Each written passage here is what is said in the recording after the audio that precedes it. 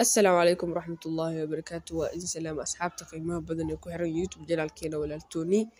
waxaan ka codsanaa hadii ay markuu hore YouTube channelkeena soo booqato inaad subscribe noo saarto gambalelkan aad furto videogana aad like saarto si share gareyso waa maasantahay maanta waxaan rabaa inaan idin la wadaago sida ugu fudud aad Facebook video ugu digsan lahayd waxaa laga yaabaa in marar badan aad aragtay video Facebook yaal oo ku cajibiyay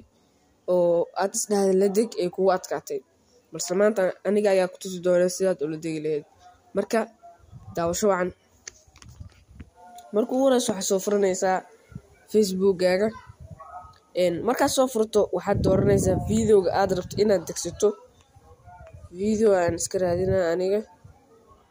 midkaan iga soo baxay saddexdaas dhibcood ee kor taabo waxaad si taawataa meesha ay ku qoran tahay copy link waatan marka step labaad waxa waaye soo furo Google Chrome-ka ama iPhone haddaad wadato Safari-ga labada buu ku shaqeynayaa waxaad qaybtaan sare ku qoraysaa Facebook video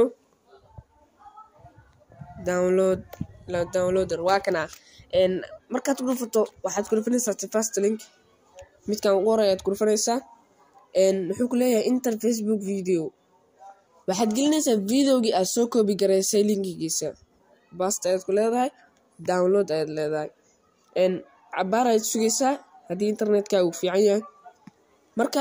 halkaas aad u jeedaa wuxuu ku leeyahay download video in normal quality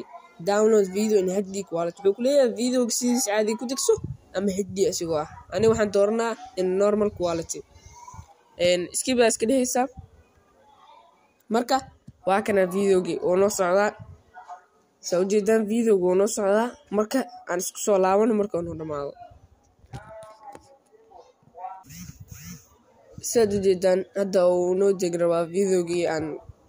ugu talagalnay inaan degsano marka waa uu noo degay waxaad kasoo fiirinaysaa meesha galeriga waa kana videogii waa midkii haday marka sidaas aad soo degsan kartaa waxaan ka codsanaa hadii ay markuu warayso aad YouTube channelkan aad soo booqato inaad subscribe noo saarto gambalelka aad furto si share gareyso like-tan hala ilaawin wixii caawinaad ah igula wadaag dhanka comment-ga bye bye